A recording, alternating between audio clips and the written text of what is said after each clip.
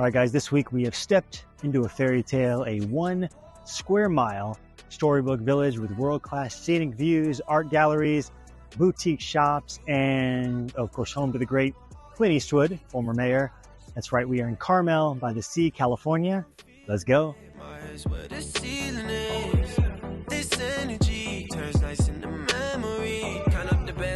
All summer. Ex didn't know what he had, what a bummer. Insecure people turn to insecure lovers, but my drink is almost out and I'm about to pour another. So Carmel is probably best known for its architecture. It's straight out of a Disney movie, and how it came to be that way was there was a woman who sold dolls and became extremely successful and needed a new showroom built, so she asked her husband to build her a life-size dollhouse, which they named Hansel, and then down the road they built a personal home named Gretel. The two properties were so popular that the neighbors were lining up to have their own fairy tale cottages built. That's how the whole whimsical architectural movement developed throughout Carmel. It's really unlike any other city in the U.S. I should show you guys some of these cottages. Come on, go check them out. She used to meet me on the east side in the city with the sun on set. And every day, you know that we ride through the back streets of a blue Corvette. Maybe you know I just wanna. I think one of the biggest reasons the residents at the time were so open to this whole enchanted cottage look was because the vast majority of residents in Carmel were actually artists, because after the earthquake in San Francisco in the early 1900s, Carmel became a hub for musicians, writers, actors, painters. It was basically the perfect spot for a starving artist at the time. The development company in Carmel offered $10 down payments, very little or no interest in some cases, and really whatever you could afford as your monthly payment. They just wanted people moving in and building houses.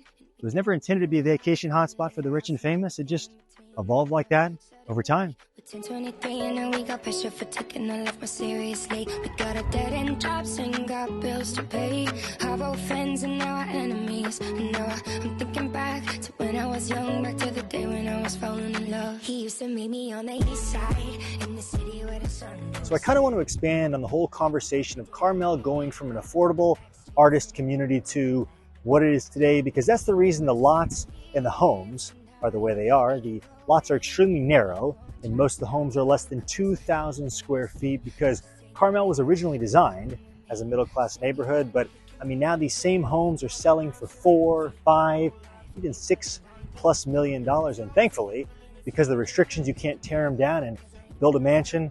Luckily, everyone wants to conserve the whole storybook aesthetic of Carmel and work to keep the cottage-like aesthetic in place. Not even a single fast food chain has entered the city limits, although maybe they make an exception for In-N-Out Burger. Nope, can't do it. So